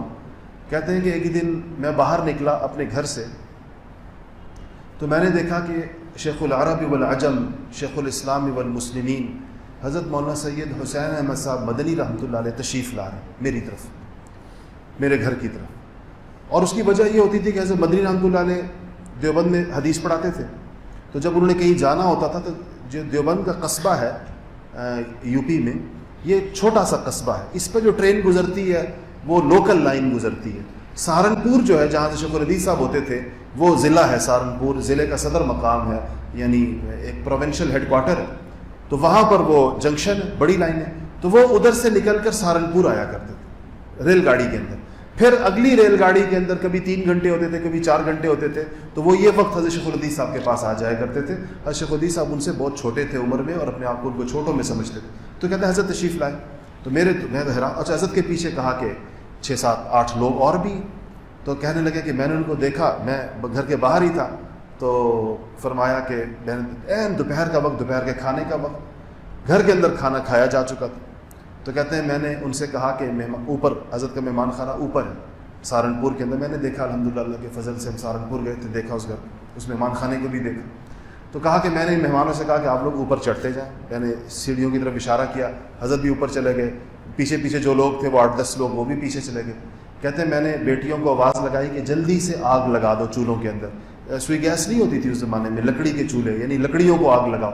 میں نے بیٹیوں کو آواز دی کہ لکڑیوں کو آگ لگاؤ، اور کہتے ہیں 5 بیٹیاں تھیں میری، تو میں نے کہا کہ کوئی ہانڈی کو وہ کرو کے لیے آگ لگاؤ، کچھ توا رکھو اور روٹیاں شروع کرو، اور کہتے ہیں میں بھاگا ننگے پاؤں باہر کی طرف، کہتے ہیں وہ میں قصاب کی طرف بھاگ رہا تھا. میں نے کہا دیکھو کیا؟ تو کہتا ہے عجیب اللہ کی شان کہ وہ قصاب ہاتھ کے اندر 2 کلو قیمہ لے کر اسی ہماری گلی کی طرف آ رہا تھا. تو میں نے اس سے پوچھا کہ یہ کہاں؟ تو اس نے کہا کہیں اور لے کے جا رہا ہوں. میں نے کہا یہ مجھے دو، جس کے لیے لے جا رہے ہو اس کو کچھ اور دو. اور یہ میں نے اس کے ہاتھ سے وہ قیمہ پکڑا. میں گھر پہنچا تو بیٹیوں نے ہانڈیاں لگا چکی تھیں اور اس کے اندر پیاز اور ٹماٹر کا مسالہ جو ہے وہ بھن رہا تھا. میں نے وہ قیمہ لا کر اس کے اندر ڈال دیا، اس مسالے کے اندر، اور ادھر سے دوسری 2-3 بیٹھ گئی توے کے اوپر، انہوں نے روٹی پکانی شروع کر دی. کہتے ہیں اس کے بعد میں نے اوپر جا کے شور مچایا جائے دسترخوان لگاؤ دسترخوان لگاؤ دسترخوان کا. دسترخوان لگا، پانی لگا. یہ اتنے دیر میں قیمہ جو تھا وہ نیم برشت ہو گیا اور ادھر سے 5-6 روٹیاں بن گئیں اور روٹیاں بن رہی تھیں. میں نے دسترخوان لگایا. کہا حضرت مدنی مجھے دیکھ رہے، کہنے لگے کہ یہ کھانا پہلے سے تیار تھا ہمارے آنے سے پہلے. میں نے کہا حضرت پہلے سے نہیں، آپ کے آنے کے بعد یہ قیمہ بازار سے خریدا گیا. تو کہتے ہیں وہ سارے مجھے دیکھ رہے ہیں، یہ کیسے ممکن ہے کہ بازار سے قیمہ ہمارے آنے کے بعد خریدا گیا ہو اور یہ دسترخوان لگ گیا. تو مولانا اعزاز علی صاحب منطق کے بہت بڑے، مولانا ابراہیم بلیاوی صاحب منطق کے بہت بڑے استاد تھے، مشہور. تو وہ کہنے لگے کہ بڑے متفکرانہ انداز میں کہتے ہیں کہ بات کچھ معقول نہیں ہے، عقل میں آنے والی بات نہیں ہے کہ ان 12 منٹوں کے اندر یہ کیسے ہوا. تو کہا، میں نے کہا کہ حضرت ہر بات عقل میں نہیں آتی، کھانا نوش فرمائیں، لیکن یہ ہے اسی طرح میرے ہاں. تو کہتے ہیں حضرت مدنی نے فرمایا باقیوں سے کہا کھانا کھاؤ، اس کے ہاں یہ قصے چلتے رہتے ہیں، اس کے ہاں اس طرح ہوتا رہتا ہے، کہ اس وقت کو نہ دیکھو. یہ ان کی بچیوں کا معمول تھا. اس طرح کے مہمان ان کے گھر میں آتے تھے. اتنے بڑے بڑے لوگ ایسے اچانک آتے تھے اور ان کے لیے سارے کھانے گھر میں بنتے تھے. کہتے ہیں ان سارے کاموں کے ساتھ میری بچیاں چلتے پھرتے 20-25 سپارے قرآن کے پڑھ لیتی. ان سارے معمولات کے ساتھ 20-25 سپارے تو کہتے ہیں ہمارے ہو ہی جاتے ہیں سب. تو یہ آخر یہ بھی تو خواتین تھیں، یہ بھی مستورات تھیں. اس طرح کی مہمانداریاں آج ہمارے گھروں میں کہاں ہیں؟ آج کل تو جیسے ہی مہمان آتا ہے تو سب سے پہلا تقاضا ہوتا ہے کہ بازار سے کچھ منگوا لیا جائے. نہیں تو آج کل وہ گھروں کے اوپر ہی پہنچا دیتے ہیں، وہ فون کر دیا جائے تو گھروں پر چیزیں ریڈی میڈ پہنچ جاتی ہیں. اس قسم کے مہمان نمٹا کر بھی ہم لوگ سمجھتے ہیں ہم نے بڑی خدمت بھی کرنی مہمانوں کی. لیکن بہرحال، اور اول تو خود مہمانوں کی آمد کم ہو گئی ہے بہت، اس کا نظام تقریباً ختم ہوتا جا رہا ہے. تو تلاوت کا اہتمام کیا جائے اور اس کے لیے ہم اس کو عذر نہ سمجھیں کہ ہمیں گھر میں کام کاج کرنے پڑتے ہیں اور کام بہت زیادہ ہوتے ہیں اور یہ وہ، بلکہ ان سارے کاموں کے ساتھ کاموں کے بارے میں تھوڑا سا بھی عرض کروں گا آخر کے اندر کہ اس کے لیے کیا کیا جائے. تو تلاوت کتنی کی جائے؟ شیخ الحدیث مولانا زکریا صاحب رحمۃ اللہ علیہ نے ہی اپنی آپ بیتی میں اپنی دادی کا معمول لکھا ہے، اور کہ ان کا معمول تو رمضان شریف کے اندر 1 قرآن روزانہ پڑھنے کا تھا، 1 قرآن روز پڑھتی تھی. اور اللہ تعالیٰ نے ان کے گھر کی خواتین کو ویسے غیر معمولی دینداری سے اللہ پاک نے نوازا تھا. سب کے اندر یہ صفت بہت زیادہ تھی. ایسی اس کا اثر یہ تھا، ان خواتین کی دینداری کا اثر یہ تھا کہ اس گھر سے بڑے بڑے ولی پیدا ہوئے اللہ پاک. ان عورتوں کی گودوں سے جو بچے اٹھے، پوری امت کی دینی قیادت ان بچوں نے کی. مولانا الیاس صاحب رحمۃ اللہ علیہ، مولانا یحییٰ صاحب رحمۃ اللہ علیہ، مولانا یوسف صاحب رحمۃ اللہ علیہ، شیخ الحدیث مولانا زکریا صاحب رحمۃ اللہ علیہ، حضرت جی مولانا انعام الحسن صاحب رحمۃ اللہ علیہ. اور اس کے بعد یہ ابھی تک سلسلہ الحمدللہ اس خانوادے کا چل رہا ہے. وہ حضرات یہ خود کہتے ہیں، الحمدللہ ہمیں ان کی مجلسوں میں بیٹھنے کا اتفاق ہو، کہتے ہیں کہ ہمارے گھروں سے جو شخصیات اٹھی ہیں بڑی، اور یہ صرف اتنے نہیں ہیں، اس سے پیچھے بڑا سلسلہ، کہا کہ یہ ہمارے گھر کی عورتوں کی دینداری کی برکت ہے. انہی کی وجہ سے، کیونکہ اتنا گھر کے اندر عمل اعمال کا ماحول، تلاوت کا، ذکر کا، خدمت کا اور ان چیزوں کا، کہ اس سے بچوں کو فضا ملتی زبردست طریقے سے. ہمارے ہاں دیکھیں کیسی بدقسمتی ہے کہ ہمارے ہاں کھاتے پیتے گھروں کے اندر اپنے بچوں کو پالنے کے لیے اور بالکل بچپن کے اندر ان کو جو سنبھالنے کے لیے غیر مسلم آیائیں رکھی جاتی ہیں. فلپائن سے خواتین لائی جاتی ہیں اور دوسرے ملکوں سے لائی جاتی ہیں، وہ بیچاری مسلمان بھی نہیں ہوتی، اور اپنے نوزائیدہ بچے وہ ہم ان کے گودوں کے اندر ڈال دیتے ہیں کہ یہ ان کو وہ جو ابتدائی جو اس کی بچے کی شخصیت بننے کا جو اہم ترین زمانہ ہے وہ ایک مسلمان کا بچہ غیر مسلم کی گود کے اندر گزارے گا. اب کہاں وہ بچے جو ایسی پاک باز بیویوں کی گودوں سے اٹھیں اور کہاں وہ بچے جو غیر مسلم آیاؤں کی گودوں سے نکلیں. یہ دونوں کیسے ان کی تربیت ایک جیسی ہو سکتی ہے؟ کیسے ان کی کیفیات ایک جیسی ہو سکتی ہیں؟ تو اپنی اولادوں کے اوپر یہ ظلم نہیں کرنا چاہیے کہ ان کو دین کا ماحول نہ فراہم کیا جائے اور ان کے جو بچپن کے اندر جو ان کے دینی تقاضے ہیں اس کو نہ پورا کیا جائے. تو ایک بات تو یہ قرآن شریف کے حوالے سے میں نے آپ کو عرض کر دی. اس میں ایک قرآن شریف روز پڑھنے والے لوگ بھی ہوتے ہیں، اور ایک نہ پڑھ سکیں تو 10 سپارے اگر روزانہ پڑھے جائیں تو ہر 3 دن کے اندر ایک ختم ہو جائے گا. رمضان شریف میں 10 ختم ہوں گے. 10 سپارے پڑھنا بھی کوئی بہت زیادہ مشکل کام نہیں ہے. اوقات کی حفاظت ہو. 10 سپارے نہ پڑھنے دوسرے درجے میں، تو تیسرے درجے میں یہ ہے کہ ایک منزل روز پڑھیں. یہ منزل قرآن کی بنی اس لیے ہے کہ یہ روز پڑھنے کے لیے عام دنوں کے اندر بھی، تو عام دنوں میں ہم نہیں پڑھتے، رمضان میں پڑھ لیں. اس سے یہ ہوگا کہ ہر ہفتے ہمارا قرآن، ہر 7ویں دن ہمارا قرآن ختم ہو جائے گا. تو 7 کر کے 4 قرآن تو کم سے کم ہمارے ختم ہو جائیں گے. اگر ایک منزل بھی نہیں پڑھ سکتے، جو کہ میں نے کہا کہ منزل کی تعیین کی گئی ہے سال کے 365 دنوں میں پڑھنے کے لیے کہ ہر ہفتے انسان ایک قرآن ختم کرے، تو کم سے 3 پارے تو پڑھیں. 3 پارے پڑھنے کا مطلب یہ ہے کہ ہم ہر عشرے میں ایک قرآن ختم کر لیں گے. ایک عشرہ، پہلے عشرے کا قرآن، پھر دوسرے عشرے کا قرآن، پھر تیسرے عشرے کا قرآن. اور اگر یہ بھی نہ ہو سکے کسی سے تو بہت ہی آخری درجہ یہ ہے کہ پورے رمضان میں ایک قرآن تو پڑھیں. اور وہ اس وقت ہوگا جب 1 پارہ روزانہ پڑھیں گے، لیکن یہ بہت زیادہ کم ہے. کسی کو بہت اٹکتا ہو قرآن، 1 پارہ پڑھنے میں اس کو کئی گھنٹے لگتے ہوں، تو پھر تو عذر ہے اس کا. بعض لوگ مجھے کہتے ہیں کہ ہمیں 1 سپارہ پڑھنے میں 3-4 گھنٹے لگتے ہیں، اور عام بندے کو جو ہے 1 سپارہ پڑھنے میں 20-25 منٹ لگتے ہیں، اس کو 3-4-5 گھنٹے لگتے ہیں. تو ایسا بندہ اگر 1 پارہ پڑھتا ہے تو ٹھیک ہے. اٹک کر پڑھنے والوں کے لیے بھی اللہ تعالیٰ نے بڑا اجر رکھا ہے، دوہرا اجر رکھا ہے جو مشقت سے پڑھتا ہے. لیکن یہ ہے کہ جس کو اللہ پاک نے تلاوت کی روانی عطا فرمائی ہے اور نارمل سپیڈ کے ساتھ وہ 25 سے 30 منٹ کے اندر وہ قرآن وہ پارہ پڑھ لیتا ہے، تو اس کے لیے 3-4 گھنٹے میں بہت سارے سپارے اس کے ہو سکتے ہیں. یہ تو ہو گیا قرآن کی بات. 5 قسم کے نوافل ایسے ہیں کہ جس کا اگر رمضان شریف میں آپ اہتمام کریں تو آپ کے روزے کو 4 چاند لگ جائیں گے. سب سے پہلا نفل فرائض کی بات اس سے نہیں کر رہا کہ ہر مسلمان کو پتہ ہے کہ فرض اسے پڑھنے ہی پڑھنے ہیں، مردوں نے مسجدوں میں پڑھنے، عورتوں نے گھر کے اندر پڑھنے. پہلی چیز جو اس کے اندر ہے وہ تہجد کی نماز. سحری کے لیے ہم کیسے بھی اٹھتے ہیں. سحری کے بارے میں یہ آپ سے عرض کر دوں کہ ہمارے گھروں کے اندر، میں مستورات سے خاص طور پہ کہتا ہوں کہ ہمارے گھروں کے اندر یہ ہماری ایک عادت سی بنی ہوئی ہے کہ ہم سحری آخری وقت تک لے کر جاتے ہیں، اور عجیب آپا دھاپی مچی ہوئی ہوتی ہے آخر کے اندر. ادھر سے اذان ہو رہی ہوتی ہے، ادھر سے آخری گھونٹ چڑھائے جا رہے ہوتے ہیں. شک ہی رہتا ہے کہ پتہ نہیں روزہ ہوا یا نہیں ہوا، کسی کی چائے رہ رہی ہے، کسی کا پانی رہ رہا ہے. اور آخری وقت کے اندر ایک عجیب افراتفری اور ایمرجنسی نافذ ہو جاتی ہے جب آخری 4-5 منٹ ہمارے یہاں روزہ بند ہونے کے آتے ہیں. یہ یاد رکھیے گا کہ آخری 15-20 منٹ یہ خاص دعا کے وقت، اس وقت میں دعا کے علاوہ کسی اور چیز کے اندر مشغول ہونا قیمتی چیز کو ضائع کرنا. اس لیے اپنی سحری کا بندوبست ایسے کریں، کم سے کم آدھا گھنٹہ پہلے سحری بند کر دیں. زیادہ بہتر ہے کہ اس سے بھی پہلے بند کر دیں. مردوں کے لیے، کیونکہ خواتین نے بھی تو تہجد پڑھنی ہے، مردوں کے لیے تو یہ سہولت ہے کہ جب خواتین اٹھیں گھروں میں تو مردوں کو اٹھا دیں. جب تک خواتین سحری تیار کریں گی تو مرد تہجد پڑھ سکتے ہیں، لیکن اتنا وقت ضرور ہو کہ خواتین بھی تہجد پڑھ سکیں. ان کی تہجد کیوں چھوٹ جاتی ہے؟ سحری کے بندوبست کے اندر اور آخری وقت میں سحری کرنے کی. کتنی خواتین ایسی ہیں کہ رمضان شریف میں تہجد نہیں پڑھ پاتی. تو آپ لوگ اس کا معمول بنائیں کہ سحری جو ہے وہ آدھا گھنٹہ پہلے یا پونا گھنٹہ پہلے جو ہے وہ ختم ہوگی، اور پھر تہجد خواتین بھی پڑھیں گی. اور آخری 15 منٹ یہ تو خاص کر لیجئے دعا کے لیے. اس میں سارے گھر والے اگر اکٹھے بیٹھ کے دعا کرنا چاہیں تو اکٹھے بیٹھ، بچوں کو بھی بٹھائیں اور بچوں کے بھی ہاتھ اٹھوائیں. درود شریف پڑھیں.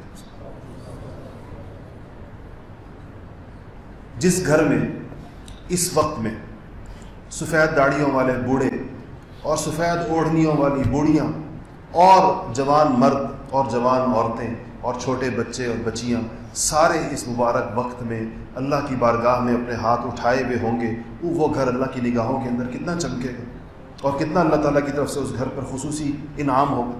اس لیے اس وقت کے اندر بچوں کو بھی تھوڑی سی عادت ڈالیں کہ وہ اس وقت میں دعا کریں. اس آخری وقت میں بچوں کے منہ کے اندر سب لقمے نہ ٹھونسیں، ان کو اللہ سے مانگنا بھی سکھائیں کہ کیسے انہوں نے کرنا. تو تہجد کا اہتمام کیا جائے. کم سے کم 2 رکعت تہجد کی، 4 بھی پڑھی ہے حضور صلی اللہ علیہ وسلم نے، 8 بھی پڑھی ہے، 12 بھی پڑھی ہے. تو اگر 12 کا وقت ہے تو 12 پڑھ لیں، نہیں تو 8 کا معمول رکھنے کی کوشش کریں. آپ کا زیادہ تر معمول 8 رکعت کا رہا، لیکن آپ نے 12 بھی پڑھی ہے تو 8 رکعت تہجد. اس میں جتنا قرآن آپ کو یاد ہے اس کا جتنا زیادہ حصہ پڑھ سکتے ہیں اس کا اہتمام کر لیں. تہجد کے اندر اللہ جل شانہ نے بہت غیر معمولی اس میں ثواب اور بڑی اس کی فضیلت رکھی ہے. دوسری نماز جس کا رمضان میں اہتمام بہت دشوار ہو جاتا ہے وہ ہے اشراق کی نماز. اشراق اس لیے مشکل ہو جاتی ہے اور بیشتر لوگوں کی چلی جاتی ہے کہ فجر پڑھتے ہی سونے کا معمول ہے. یہ ایک مجاہدہ ہے جو اگر آپ اس رمضان میں کریں تو اس کا بہت فائدہ ہوگا آپ کو. فجر کی نماز ہمارے ہاں چلی جائے گی جماعت تقریباً 4 بجے رمضان میں، اور اشراق ہو رہی ہے 5:30 بجے. 15 منٹ فجر کی نماز میں لگ جائیں گے تو 4:15 بج گئے. تو 4:15 کے بعد 1.25 گھنٹہ بچ جاتا ہے. اگر یہ 1.25 گھنٹہ ہم ضبط کر لیں نیند کو، اور اس کو تلاوت اور ذکر اور اللہ تعالیٰ سے مانگنے اور دعاؤں میں لگا کر پھر اشراق پڑھ کے پھر آرام کریں، تو یہ بڑا نورانی معمول ہو جائے گا. یہ تہجد کے وقت سے لے کر اشراق کے وقت تک یہ جو وقت ہے، یہ غیر معمولی طور پر سب سے زیادہ قیمتی ترین وقت ہے 24 گھنٹوں میں سے، پہلے نمبر کا. اور اس کے بعد عصر سے مغرب تک کا وقت دوسرا وقت ہے. ان 2 وقتوں کو اگر آپ قابو کرنے میں کامیاب ہو گئے تو بس سمجھیں کہ آپ نے رمضان شریف کے مقاصد کو اللہ پاک کے فضل و کرم سے اس کو پا لیا انشاءاللہ. تو اشراق کا اہتمام. اشراق کے بارے میں رسول اللہ صلی اللہ علیہ وسلم نے فرمایا کہ جو شخص فجر پڑھے اور اپنی جگہ بیٹھا رہے، ذکر اذکار کرے، پھر اشراق کی نماز پڑھے اور وہ جائے، اس کو 1 مقبول حج اور 1 مقبول عمرے کا ثواب ملتا ہے. اب رمضان شریف میں یہ کتنا ہو گیا؟ 70 حج اور 70 عمرے ایک انسان کو 1.25 گھنٹہ بیٹھنے پر مل رہے ہوں، لیکن وہ کہے کہ نہیں مجھے تو نیند پیاری ہے. علامہ اقبال نے کہا نا کہ ہم سے کب پیار ہے، ہاں نیند تمہیں پیاری ہے. تو انسان کے اتنا بھی مجاہدہ نہ کرے تو حقیقت یہ کم ہمتی کی بات ہے. اس لیے اس کا اہتمام کریں. ہم انشاءاللہ یہاں اپنی مسجد میں اس کا اہتمام ہوگا کہ فجر کی نماز کے بعد یہاں ساتھی آئیں گے، آس پاس کے ساتھی بھی ادھر ہی اشراق تک، تاکہ ایک ماحول ہو، لوگ بیٹھے ہیں، کوئی تلاوت کر رہا ہے، کوئی ذکر کر رہا ہے، اور اس کے بعد پھر اشراق کی نماز پڑھیں. تو اس ماحول کے اندر بیٹھنا ذرا آسان ہوتا ہے. تو جو ساتھی چاہیں یہاں پر فجر کی نماز پڑھیں ہمارے ساتھ، اور اس کے بعد اشراق تک یہاں بیٹھ کے عبادت کریں. تیسری نماز جو ہے وہ ہے چاشت کی نماز. چاشت کے بارے میں یاد رکھیے گا کہ اس کا انسانی صحت کے ساتھ بڑا براہ راست تعلق ہے. رسول اللہ صلی اللہ علیہ وسلم نے فرمایا کہ جب انسان صبح بیدار ہوتا ہے، انسان کے جسم میں 360 جوڑ ہیں، اور جب وہ صبح بیدار ہوتا ہے تو ہر جوڑ کی طرف سے 1 صدقہ اس کے اوپر واجب ہوتا ہے. تو 360 صدقات اس کے اوپر واجب ہیں ہر جوڑ کی طرف سے. اور فرمایا کہ سبحان اللہ پڑھنا صدقہ ہے، الحمدللہ پڑھنا صدقہ ہے، اللہ اکبر پڑھنا صدقہ ہے. اور فرمایا کہ جو چاشت کی نماز پڑھ لے تو تمام جوڑوں کا صدقہ ادا ہو جائے گا. تو جس انسان نے اپنے جسم کے جوڑ کا صدقہ ادا کر دیا صبح، اس کو جسمانی بیماریاں انشاءاللہ اللہ کے فضل و کرم سے نہیں ہوں گی. اس لیے رمضان شریف میں خاص طور. دوسری آپ نے فضیلت یہ فرمائی کہ اگر کسی انسان کے گناہ سمندر کے جھاگ کے برابر بھی ہوں اور وہ چاشت کی نماز کا پابند ہو تو اللہ جل شانہ اس کے سارے گناہوں کو ختم فرما دیں گے. اتنی چاشت کی نماز. تو اس کی کم سے کم 2 رکعت ہے، 2 پڑھ لیں، 4 رکعت پڑھ لیں کم سے کم. اس میں اس کا وقت جو ہوتا ہے اشراق کے 2 گھنٹے کے بعد، یعنی اگر اشراق 5:30 بجے ہو رہی ہے تو 7:30 بجے 8 بجے کے بعد چاشت کا وقت ہے، اور زوال سے 1-2 گھنٹے پہلے تک. یعنی آج کل کے اوقات میں آپ یوں کہہ لیں کہ 7:30 بجے 8 بجے سے لے کے 10 ساڑھے 10 بجے تک اس کا وقت ہوتا ہے. تو آپ اس کا اہتمام بھی فرمائیں. چوتھی نماز نفل نمازوں میں وہ ہے اوابین. اوابین کہتے ہیں مغرب کے بعد 6 نفلوں. اس میں بعض حضرات نے یہ اجازت دی ہے کہ جو 2 رکعت سنت موقدہ آپ لوگ پڑھتے ہیں اس کو بھی نفلوں میں شمار کر لیا جائے، تو اس کے بعد 4 رکعت پڑھ لیں تو بھی اوابین ہو جائے گی. بہتر یہ ہے کہ اس کے بعد 6 رکعت پڑھیں. لیکن اگر آپ نے 2 رکعت سنت موقدہ کے بعد، اچھا آپ حضرات کے ہاں تو ویسے عام معمول ہے 2 رکعت نفل تو ویسے بھی پڑھتے ہوں، تو 2 رکعت تو وہ ہو گئی، 2 یہ ہو گئی، 2 اور ملا لیں ساتھ تو 6 ہو جاتے ہیں. یہ بھی ٹھیک ہے. یا پھر 2 رکعت سنت موقدہ کے علاوہ آپ جو ہیں وہ 6 رکعت پڑھ لیں. رسول اللہ صلی اللہ علیہ وسلم نے فرمایا کہ جو شخص مغرب کی نماز کے بعد 6 رکعت اوابین کے پڑھے گا اس کو 12 سال کی عبادت کا ثواب ملے گا. 12 سال. اور رمضان میں اس 12 سال کو کس سے ضرب دے دیں؟ 70 سے ضرب دے دیجیے. اور کتنا وقت کتنا لگتا ہے آپ کا بھی انداز، ہر ایک کی نماز کے وقت مختلف ہوتا ہے. 6 رکعتوں میں وقت کتنا لگے گا؟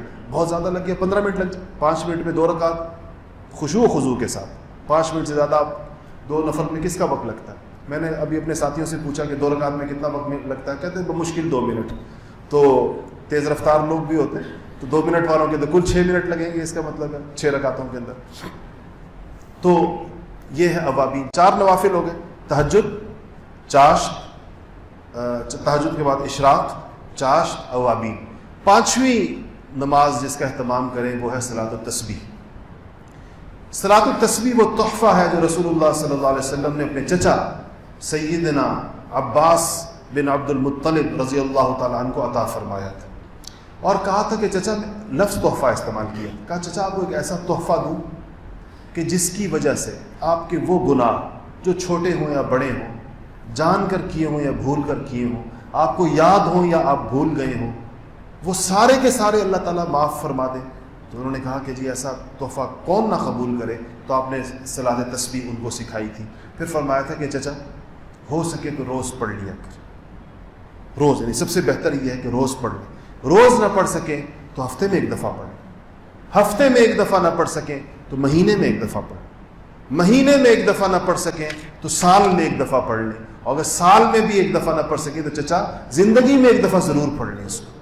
تو اس کو جو ہے کیا کریں، روزانہ 20 منٹ اس کے اندر لگتے ہیں، کیونکہ 300 دفعہ سبحان اللہ والحمد للہ ولا الہ الا اللہ واللہ اکبر، اس کو پڑھنا ہے 150 70 دفعہ کر کے، یہ کوئی تقریباً اس کی مقدار بن 75 دفعہ پڑھنا، تو وہ 150 اور 150 300 دفعہ 4 رکعتوں کے اندر پڑھا جاتا ہے۔ ترتیب آپ کو اس کی پتہ ہوگی، نہیں پتہ کسی کتاب میں دیکھ لیں، فضائل اعمال میں لکھی ہوئی اور کتابوں کے اندر اس کی ترتیب۔ یہ 5 نوافل ہیں جن کا اہتمام کرنا جو ہے وہ انتہائی برکت کا اور بہت زیادہ سعادت کا باعث ہے۔ چند باتیں میں آپ کو یہ بتا دوں کہ دوسرا میں نے آپ کو اس کا بتا دیا تلاوت قرآن پاک کا، 4 چیزیں حضور صلی اللہ علیہ وسلم نے گن کر صحابہ کو بتائی رمضان سے پہلے، رمضان کے لیے۔ آپ نے فرمایا کہ میں تمہیں 4 باتیں بتاتا ہوں، ان کا اہتمام کرنا، 2 ان میں سے اللہ تعالیٰ کو راضی کرنے کے لیے، ان 4 میں سے، اور 2 تمہاری اپنی ضرورت ہے، اس سے تم اس کا اہتمام کرو۔ پہلی چیز فرمائی کہ کلمہ طیبہ لا الہ الا اللہ کا ورد کرنا، یہ اللہ کو راضی کرنے کے لیے، لا الہ الا اللہ کا اس کی کوئی مقدار آپ متعین کر لیں۔ بہتر یہ ہے جو مشائخ کا تجربہ ہے کہ 300 دفعہ صبح پڑھیں، 300 دفعہ شام پڑھیں، 3 تسبیح صبح، 3 تسبیح شام۔ دوسری چیز آپ نے فرمائی، صحابہ کہا کہ پڑھو کہ اللہ تعالیٰ سے استغفار کرو، استغفر اللہ ربی من کل ذنب واتوب الیہ۔ ویسے استغفر اللہ بھی استغفار ہے، لیکن یہ استغفار پڑھنا چاہیے، استغفر اللہ ربی من کل ذنب واتوب الیہ۔ اس کا بھی 3 تسبیح صبح، یعنی 300 دفعہ صبح، 300 دفعہ شام، یہ 2 چیزیں ہوں گی۔ تیسری آپ نے فرمائی کہ آپ اللہ سے کہو اللہم انی اسألک الجنہ، یا اللہ میں تجھ سے جنت کا سوال کرتا ہوں۔ آپ لوگ پڑھیں کیا ہے، اللہم انی اسألک الجنہ، اللہم انی اسألک الجنہ، کہ اللہ ہم جنت مانگتے ہیں تجھ سے۔ آپ نے تیسری چیز فرمائی صحابہ سے کہ یہ رمضان میں مانگو اللہ تعالیٰ سے۔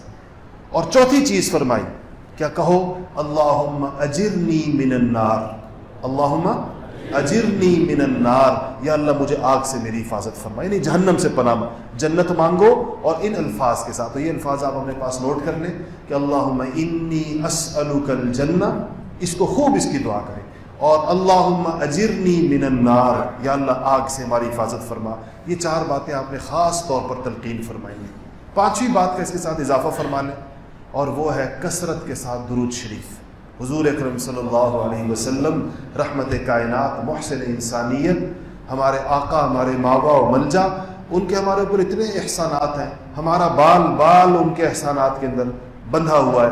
آج اگر ہمیں کلمہ طیبہ کی نعمت اللہ کے فضل سے ملی اور یہ ہم رمضان کی بات کر رہے ہیں، تو کس کی برکت سے کر رہے ہیں، کس کے وسیلے سے، اور کس کے ہمارے اوپر احسان ہے؟ نبی کریم صلی اللہ علیہ وسلم کی محنت کی برکت سے، ان کے جن لوگوں پر انہوں نے کام کیا، انہوں نے یہاں لا کر ہمیں اسلام کی نعمت سے نوازا۔ تو درود شریف حضور کے احسانات کے بدلے میں ایک ہماری ادنا سی کوشش ہوتی ہے کہ جیسے کہ کوئی آدمی شکر گزاری کرتا ہے احسان کا، تو درود شریف کا معمول رکھ لیں، وہ بھی کم سے کم 300 دفعہ صبح اور 300 دفعہ شام۔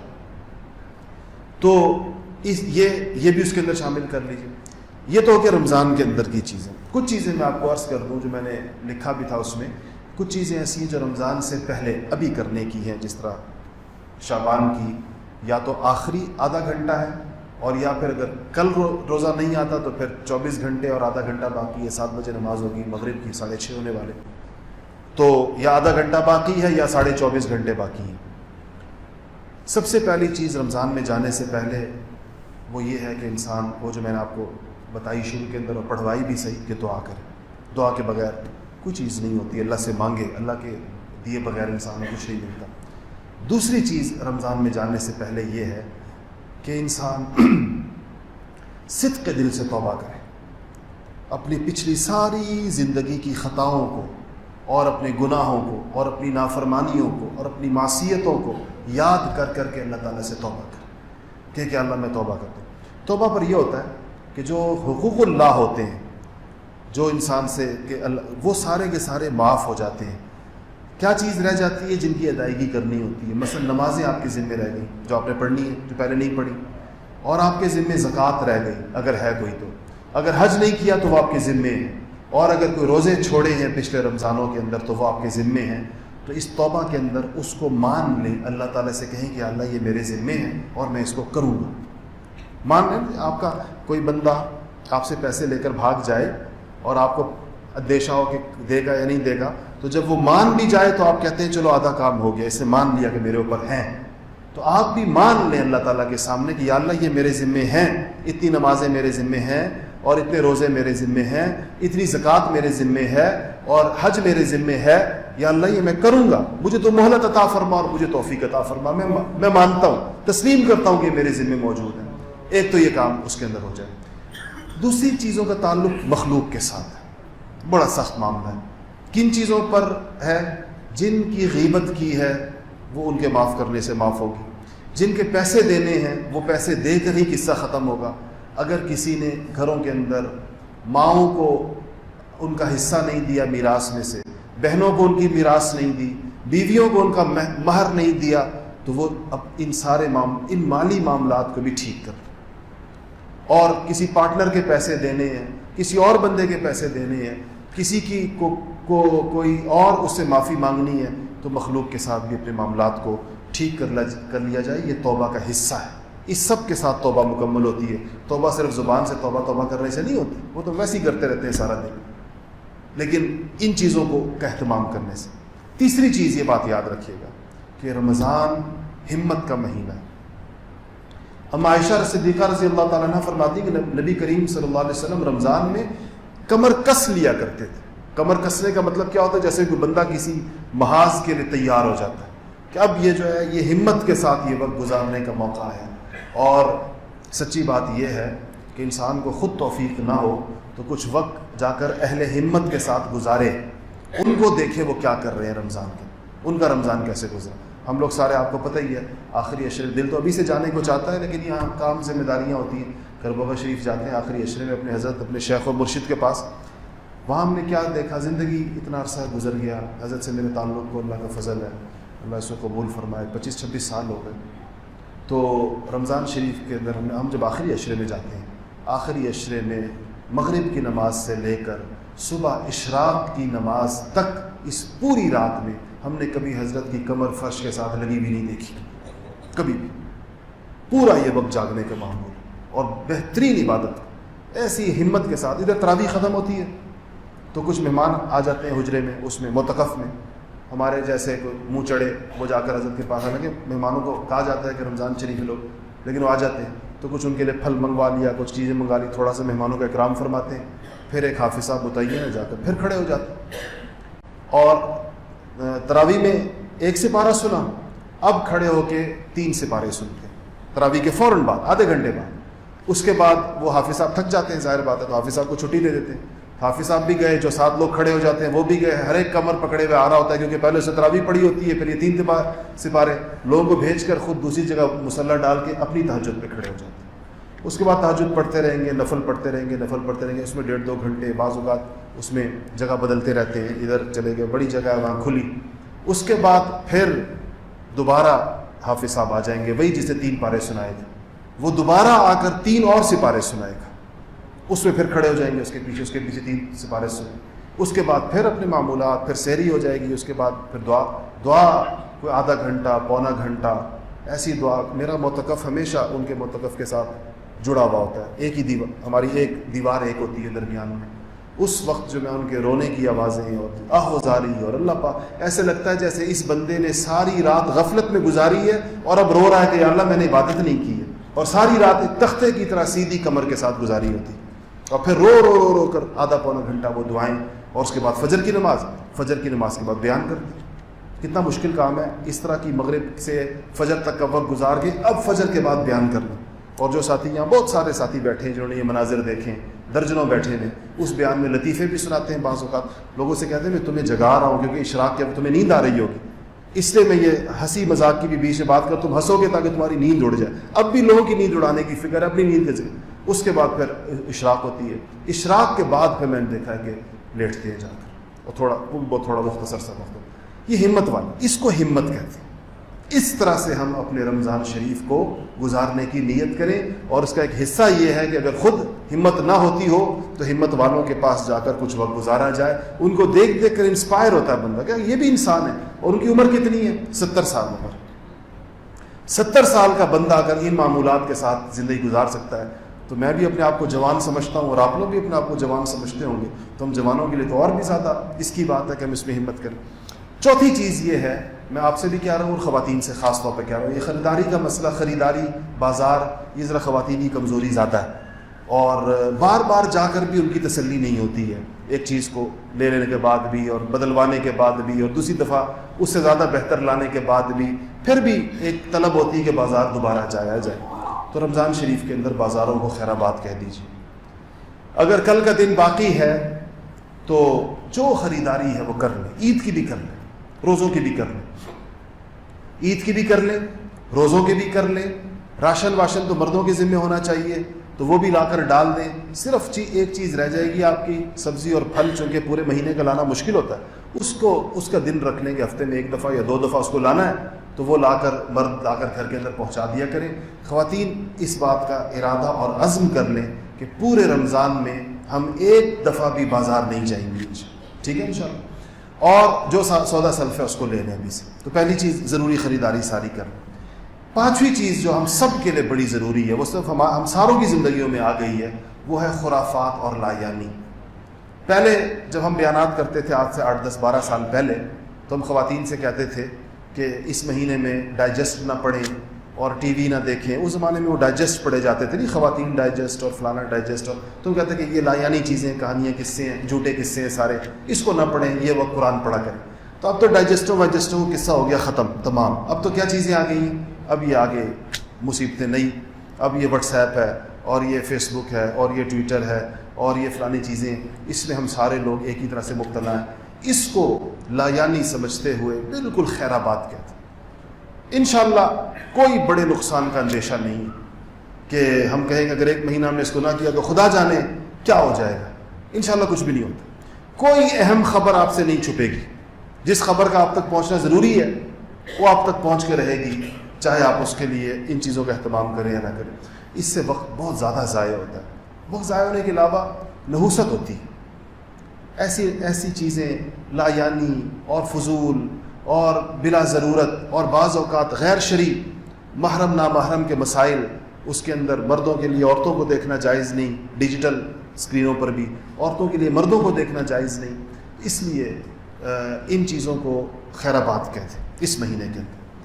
6ٹھی چیز یہ ہے کہ اگر آپ کے ذمے کوئی ضروری ملاقاتیں ہیں وہ کر لیں. اپنے کچھ ضروری رشتہ داروں کو مل لیں تاکہ صلہ رحمی کا تقاضا بھی پورا ہو جائے. اور اگر آس پاس آپ کے اڑوس پڑوس میں کوئی لوگ ہیں ان سے ملاقاتیں کر لیں. اور اگر کچھ اور رشتہ داروں کے کچھ بندے کے ذمہ ہوتا ہے نا, کوئی حج سے آیا ہوا ہے, کوئی عمرے سے آیا ہوا ہے, کسی کی شادی ہوئی ہے, کسی کے یہاں بچہ پیدا ہوا ہے, اس قسم کی بھی جو ملاقاتیں ہیں وہ ساری نمٹا دیں تاکہ رمضان میں آپ کو نہ نکلنا پڑے. رمضان شریف کو ملاقاتوں کی نظر مت کریں. حضرت گنگوہی رحمۃ اللہ علیہ کے ہاں, حضرت رائے پوری رحمۃ اللہ علیہ کے ہاں رمضان میں بورڈ لگ جایا کرتے تھے کہ ملاقاتیں بند.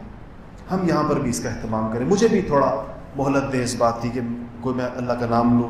مجھے ہر نماز کے بعد اتنے زیادہ لوگوں سے ملنا پڑتا ہے, اور ہر ایک مسئلہ اس رمضان شریف میں کوشش کریں کہ تھوڑی ان چیزوں کو 1 مہینے کے لیے مؤخر کر دیں.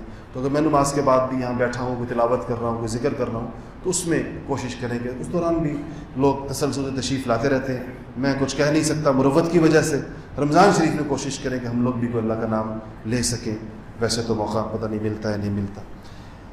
7ویں چیز یہ ہے کہ جو میں نے شروع کے اندر کہی تھی لیکن اس کو دوبارہ کہہ رہا ہوں ایک اور عنوان سے, کہ حقوق ادا کرنے سارے. حقوق کی ادائیگی بہت ضروری ہے تاکہ ہلکے پھلکے ہو جائیں. ہماری کمر اور ہماری گردن کے اوپر انسانوں کے حقوق کے انبار نہ لگیں گے. اور 8ویں چیز یہ ہے ناراضگیاں دور کرنے، یہ بھی اس کا ذکر پہلے آ گیا، لیکن اس کو دوبارہ کہہ رہا ہوں کہ ناراضگیاں چاہے رشتہ داروں سے ہو چاہے غیر رشتہ داروں سے ہو، سب کو ایک دفعہ خیر سگالی کے ٹیلی فون کر لیں تاکہ پتہ چلے دل ہمارے ایک دوسرے کے ساتھ صاف ہیں اور کوئی ایسی چیز اس کے اندر نہیں ہے۔ آخری بات اس میں یہ ہے، اس کے بعد تھوڑا سا ذکر کر لیں گے تاکہ معمول ہمارا پورا ہو جائے، وہ یہ ہے کہ اس روزہ جو آ رہا ہے، علماء نے لکھا ہے کہ روزہ دار روزہ 3 قسم کا ہوتا ہے، ایک عوامی روزہ، عوام کا روزہ، اور ایک خواص کا روزہ، اور ایک اخص الخاص، وہ جیسا جہاز میں ہوتا ہے نا، ایک اکانومی کلاس ہے، ایک بزنس کلاس ہے اور ایک کلب کلاس ہے، تو اس طرح روزے بھی سمجھے 3 قسم کے۔ ایک عوامی روزہ یہ ہے کہ دن کو روزہ رکھ لیا، کھانے پینے اور خواہشات سے اپنے آپ کو بچا لیا اور رات کو تراویح پڑھ لی اور باقی سارا دن اپنی اسی ترتیب سے گزرا جیسے زندگی، یہ عوامی روزہ ہے۔ دوسرا روزہ یہ ہے، خاص لوگوں کا روزہ یہ ہے کہ اپنے جس طرح دن کے اندر صرف کھانے پینے سے نہیں رکے، آنکھ کا روزہ، ناک کا روزہ، کان کا روزہ، ہاتھ کا روزہ، سارے اعضاء کو گناہوں سے بچا کر روزہ رکھا، یہ خواص کا روزہ ہے۔ اخص الخاص لوگوں کا روزہ یہ ہے کہ وہ اپنے دل اور اپنے قلب کے خیالات اس دوران ان کے دل پر بھی اللہ ہی کی عظمت کا اور اللہ کی ہی بڑائی کا اور اللہ تعالیٰ کی کبریائی کا اور احتساب، جس کو کہا گیا من صام رمضان ایمانا و احتسابا، اور ومن قام رمضان ایمانا و احتساب کس کو کہتے ہیں؟ صلے کی توقع اور اجر کی امید کہ ایک آدمی نے پورے اخلاص کے ساتھ رمضان کے